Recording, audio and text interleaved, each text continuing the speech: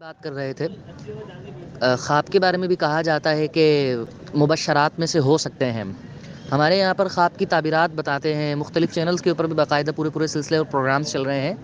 تو کیا یہ جو تعبیر بتاتے ہیں ہم مان لیں کہ یہ اسی کی تعبیر حق ہے؟ خوابوں کی تعبیر کے حوالے سے ہمارے یہاں بہت مسپرسیپشن ہے. اس کو میں اچھی طرح سمجھا دیتا ہوں. ذہن میں رکھ لیجیے گا، خوابوں کی تعبیر کہیں پر بھی کسی کتاب میں ذکر ہو، آپ کو کوئی کتاب مل جائے تعبیر الرؤیا نام سے، کچھ بھی مل جائے، سب ظنیات ہیں، قطعیات بالکل نہیں کہہ سکتے. ہاں یہ کہہ سکتے ہیں کہ تجربے کی بنیاد پر اگر کسی خواب سے کسی اچھے آدمی نے کوئی اشارہ سمجھا بس بہت ہے، لیکن وہ ٹھیک ہوگا غلط ہوگا کوئی اس پہ یقین نہیں.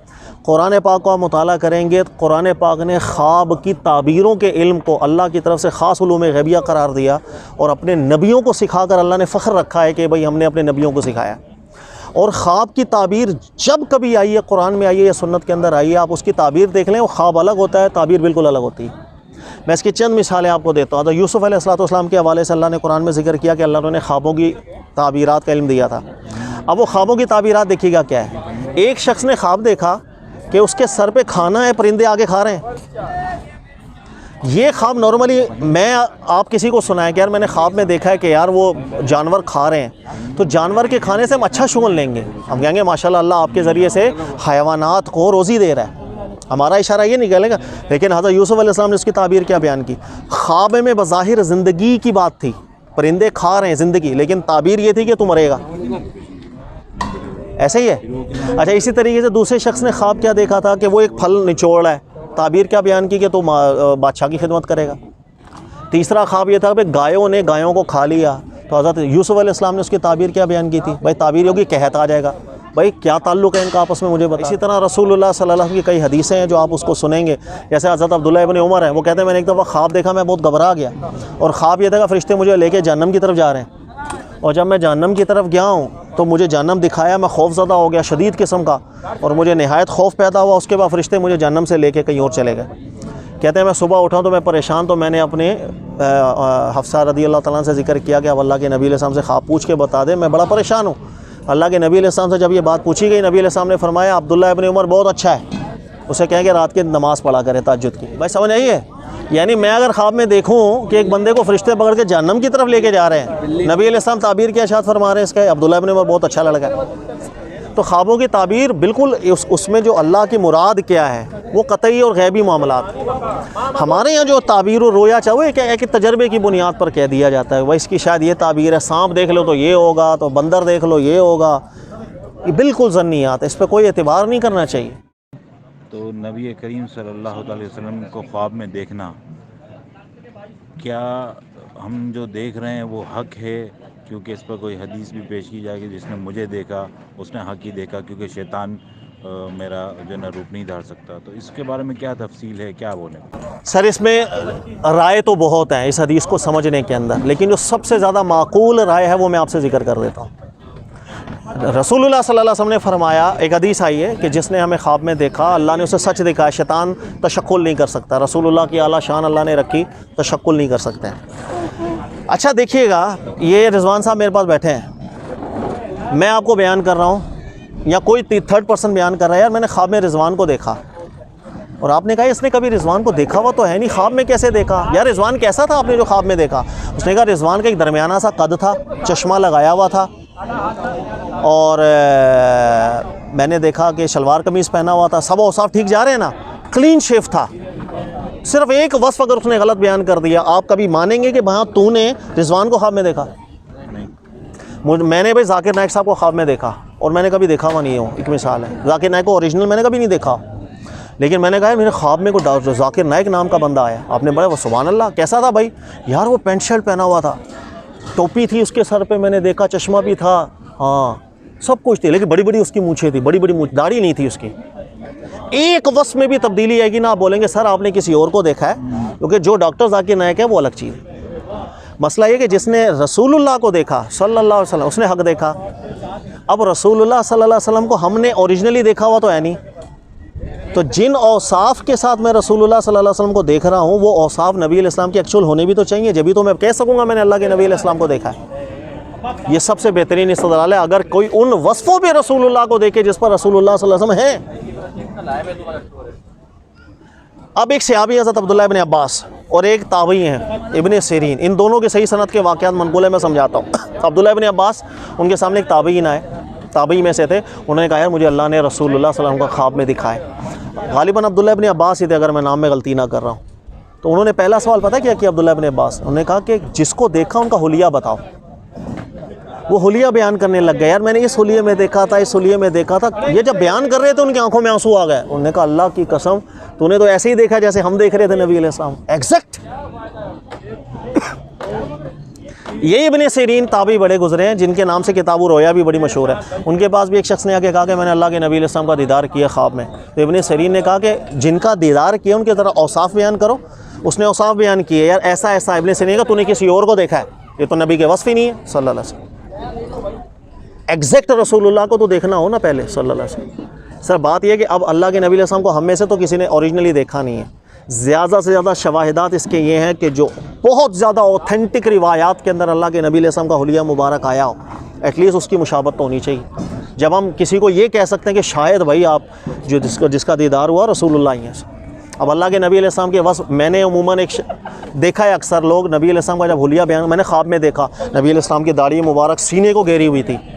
میں کہتا ہوں سر آپ نے نبی علیہ السلام کا دیدار نہیں کیا، نبی علیہ السلام کی داڑھی مبارک ایسی تھی نہیں سینے کو گھیری ہو۔ قص اللحیہ کے لفظ آئے ہیں، قص اللحیہ کہتے ہیں چھوٹی داڑھی، گھنی داڑھی۔ گھنی کا مطلب یہ ہوتا ہے کہ پورے چہرے پہ بال، کچھ بال ایسے ہوتے ہیں آپ نے دیکھا ہوگا یہاں بال ہیں یہ حصہ خالی ہوتا ہے، اسے عربی میں غیر قص کہتے ہیں۔ کچھ بال ہیں جو پوری داڑھی پہ آ جائے۔ تو نبی علیہ السلام قص اللحیہ تھے، چھوٹی داڑھی تھی نبی علیہ السلام کی اور تھے پورے چہرے پر۔ اب ایک بندہ مجھے خواب میں آ کے بولے بھائی میں نے اللہ کے نبی علیہ السلام کا دیدار کیا اور اتنی بڑی میں نے داڑھی مبارک رسول اللہ کی دیکھی، وصف میں فرق آ گیا۔ یہ سب سے بہترین تحقیق ہے۔ اس لیے اگر کوئی شخص آ کے آپ کو بیان کرے میں نے اللہ کے نبی کا دیدار کیا، سب سے پہلے سوال یہی ہونا چاہیے بھائی جس پرسنالٹی کو آپ نے مبارک دیکھا ہے وہ وہی ہے۔ جیسے میں نے آپ کو دنیاوی مثالوں سے سمجھایا، ایک وصف بھی بدل جائے ہم کہتے ہیں تو نے اس بندے کو نہیں دیکھا۔ اور دوسری جو قیمتی بات ہے وہ یہ کہ خواب میں اگر اللہ کے نبی علیہ السلام بھی تشریف، اگر کسی کو دیدار بھی ہوتا ہے، اس خواب کی بنیاد پر بھی دینی احکامات کے استدلال نہیں کر سکتے ہم۔ یہ رسول اللہ صلی اللہ علیہ وسلم کے بعد دین کامل ہو گیا، الیوم اکملت، اس کے بعد کسی مسئلے کا شرعی استدلال خوابوں سے نہیں ہم کر سکتے۔ بھائی مثلا کسی کو جنتی بنا دیں، کسی کو دوزخی بنا دیں، یا ہم بولیں کہ بھئی فلاں جو شخص ہے نا وہ ہماری خواب کی بنیاد کے اوپر یہ شرعی مسئلہ حلال ہے یا حرام ہے، آج سے تشریعی استدلال نہیں کر سکتے۔ خواب میں دیکھتا ہے نبی کریم صلی اللہ علیہ وسلم کو تو ضروری ہے وہ پہلے یہ کسی عالم دین سے چیک کروائے، اس کو بیان کرے، بس وہ اپنی حد تک رکھے اور اسی حسن ظن میں رہے کہ ہاں میں نے دیکھا ہے؟ وہ ضروری ہے کہیں جا کر اس کو چیک کروائے، بھلے وہ اس کو کہیں بیان نہ کرے، کوئی سے شرعی مسئلہ نہ نکالے، بس اپنا ایک حسن ظن رکھے۔ بالکل اپنے حد تک ہی رکھنا چاہیے۔ خواب میں اللہ کے نبی علیہ السلام کا کسی کو دیدار ہوا، اپنے وجدان میں وہ اپنے تک رکھے، اللہ کا شکر ادا کرے بس۔ مطلب کیوں لوگوں میں بیان کیا جا رہا ہے کھلے عام؟ دیکھو ہمارے ایسے فوائد لیے جاتے ہیں، مجھے ایسا لگتا ہے بھائی مثلا میں نے ایک خواب دیکھا جو میرے مثلا کسی پیر صاحب کی اس میں فضیلت نکل رہی ہے، تو اب جو لوگ ہوں گے نا، جو دیگر مریدین ہوں گے، وہ یہ چاہیں گے ہم اس خواب کو پبلک کریں تاکہ لوگوں کے دلوں میں بھی اپنے پیر صاحب کی محبت ڈال دیں۔ تو ہم مقاصد کے حصول کے لیے ان خوابوں کو بیان کر رہے ہوتے، نہیں کرنا چاہیے، اپنے تک رکھیں، ذاتی حیثیت تک رکھیں۔ اور باقی کچھ سوال ہے کہ ایک حدیث بیان ہوتی ہے کہ من رآنی فی المنام فسیرانی فی الیقظہ، تو اس بارے میں کیا ایسا واقعی ہے کہ نبی پاک علیہ السلام کو ظاہری آنکھوں سے بھی کوئی دیکھ سکتا ہے بعد از وفات؟ دیکھیں حدیث کے لفظ آئے ہیں، بخاری میں ہی ہے، نبی علیہ الصلوۃ والسلام نے فرمایا جس نے ہمیں خواب میں دیکھا فسیرانی یقظۃ، وہ ہمیں جاگتے میں بھی دیکھے گا۔ اگر حدیث کے ظاہری معنی سے آپ یہ نتیجہ نکالیں کہ جس نے خواب میں رسول اللہ صلی اللہ علیہ وسلم کو دیکھا وہ حیات میں بھی زندگی میں بھی دیکھ کے جائے گا، اس معنی میں یہ حدیث اپنے متن میں ٹھیک نہیں۔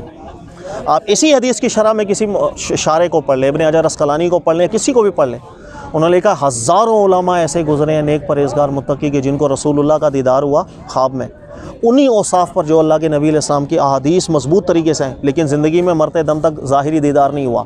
آگے نبی کا فرمان پہ جھوٹا نہیں ہوتا۔ اگر اس حدیث کا یہی مطلب ہے کہ جس نے خواب دیکھا وہ مرنے سے پہلے نبی علیہ السلام کا جاگتی میں دیدار کرے گا، پھر یہ بات جھوٹی نہیں ہو سکتی۔ اس کا مطلب اس حدیث کا یہ معنی ہے ہی نہیں۔ لہٰذا یہ جو پرٹیکولر روایت ہے، یہ روایت صحابہ کرام سے متعلق تھی، اور صحابہ کرام کے بہت سے لوگ جو ہجرت کر کے حبشہ چلے گئے، کہیں اور چلے گئے، انہیں اللہ کے نبی علیہ السلام کے دیدار ہوئے، ان سے متعلق ایک بشارت تھی جو نبی علیہ السلام نے فرمائی تھی کہ جن جن کو خواب اللہ نے دکھایا نا وہ انشاءاللہ عنقریب ہم سے ملاقات کریں گے، وہ واپس آئیں گے مدینہ ہجرت کے بعد، اور اللہ ان کو ملاقات دے گا۔ یہ صحابہ کرام سے متعلق ہے روایت۔ اس روایت میں عموم پیدا کریں گے تو نعوذ باللہ من ذالک نبی علیہ السلام کا فرمان جھوٹا بیٹھے گا.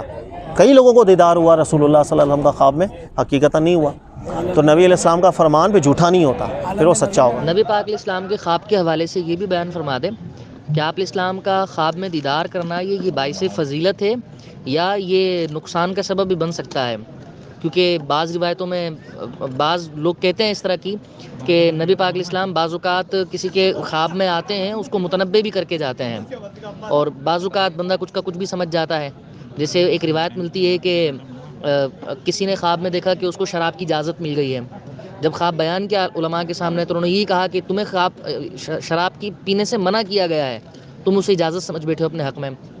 تو یوں یہ جو خواب ہے یہ باعث فضیلت ہی ہے یا یہ نقصان بھی؟ دیکھیے تو اللہ جانے نا کسی کو کیا خواب آیا ہے, وہ خواب بیان کرنے میں سچا بھی ہے یا جھوٹا ہے, یہ تو اللہ جانے.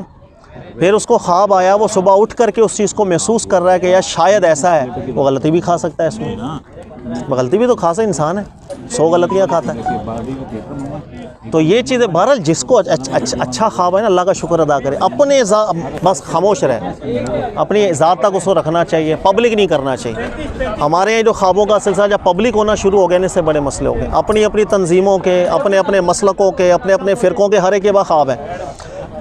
ریئلی میں جھوٹ نہیں بول رہا. مثلا آپ کسی ایک فرقے کے پاس چلے جائیں گے نا, ان کو خواب یہی آئے گا کہ ان کا فرقہ ٹھیک, اور کسی دوسرے فرقے کے پاس چلے جائیں گے, ان کو خواب وہی آئیں گے کہ ان کا فرقہ ٹھیک. یہ بالکل بیان نہیں ہونا چاہیے, بلکہ علماء سختی کے ساتھ اس پہ ایکشن لینا چاہیے. اگر کوئی خواب بیان بھی کر رہا ہو, وہ کرتے ہیں, میں نے بہت سے علماء کرام کو سنا منع کرتے ہیں, خواب اپنی ذات تک رکھیں, اس کو لوگوں میں پبلک نہ کریں. سر خواب میں علم دین سکھانا یہ پھر ہے کہ بھائی وہ کوئی کہے گا جی مجھے خواب میں فلاں بہت بڑے عالم ہیں انہوں نے علم دین سکھایا ہے. کوئی نقطہ خواب میں بیان ہوا بھائی یہ پاسبل ہے, لیکن اس کو ہم چیک کریں گے وہ ٹھیک بھی ہے کہ نہیں. یعنی یہ بالکل ہو سکتا ہے کہ بھائی مثلا ایک مسئلہ ہے, وہ مسئلہ ایک مشتبہ ہو گیا, مجھے حل نہیں ہو رہا مسئلہ. یہ بالکل ہو سکتا ہے کہ خواب کے اندر ایسی کوئی رہنمائی آپ کو مل گئی, صبح اٹھ کے آپ نے جب اس کو چیک کیا واقعی اس سے مسئلہ حل ہو رہا ہے. یہ اللہ کی طرف سے ایک اچھی علامت ہے. سر جیسے ابھی یقظہ والی بات ہو رہی تھی, اس کے اوپر تو پورا ایک صوفیہ کا ایک مذہب کھڑا ہوا ہے, اور اس پہ تو علامہ جلال الدین سیوطی کی ایک کتاب بھی پوری ذکر کرتے ہیں کہ انہوں نے اسی پہ دلائل دیے ہیں کہ نبی پاک علیہ السلام کا جاگتی ظاہری آنکھوں سے دیدار ہونا ممکن ہے, تو وہ کوئی محال نہیں ہے. تو کیا اس حدیث سے یہ تو پھر علماء نے تو سمجھا ہے. دیکھیں اس میں تمام علماء نے ایسا نہیں سمجھا, میں نے ذکر کیا کچھ حضرات ہیں جنہوں نے فہم لی. میں نے آپ سے ذکر کیا نا, آپ اسی حدیث کی شرح میں ابن حجر اسقلانی رحمۃ اللہ علیہ کو بھی آپ پڑھ لیں تو انہوں نے بھی بالکل واضح لکھا, معقول بات کی. دیکھیں استدلال تو ہر بندہ کرے گا, آپ بھی نتیجہ نکالیں گے, یہ بھائی بھی نتیجہ نکالیں گے, یہ بھی نہیں. ہم نے دیکھنا ہے کہ کس کی بات زیادہ وزنی ہے, کس کی بات زیادہ استدلال میں مضبوط ہے. تو مضبوط بات یہی ہے کہ جب بہت سے لوگوں کو ہم نے مشاہداتاً دیکھا ہے کہ یقیزاتاً ان کو دیدار نہیں ہوا, تو پھر اللہ کے نبی علیہ السلام کا فرمان غلط نہیں بیٹھ سکتا. اور علامہ جلال الدین سیوطی رحمۃ اللہ تعالیٰ علیہ نے کوئی یہ بات نہیں کی ہے کہ استدلال میں سب سے زیادہ مضبوط قول یہ ہے. انہوں نے کہا کہ بہت سے صوفیہ کا یہ نظریہ رہا ہے, استدلال وہ اسی نص سے پکڑتے تھے. تو جب استدلال کوئی نص سے پکڑا ہونا تو ہم بدگمانی نہیں کرنی چاہیے میں نے وہ دین میں کوئی نئی چیز لے کر آ گئے. ان کی فہم ہے, ان کی فہم میں ایک نتیجہ ہے ٹھیک, انہوں نے یہ بات کہی ہے, ایسا نہیں انہوں نے کہا کہ استدلال میں مضبوط بات ہی ہے.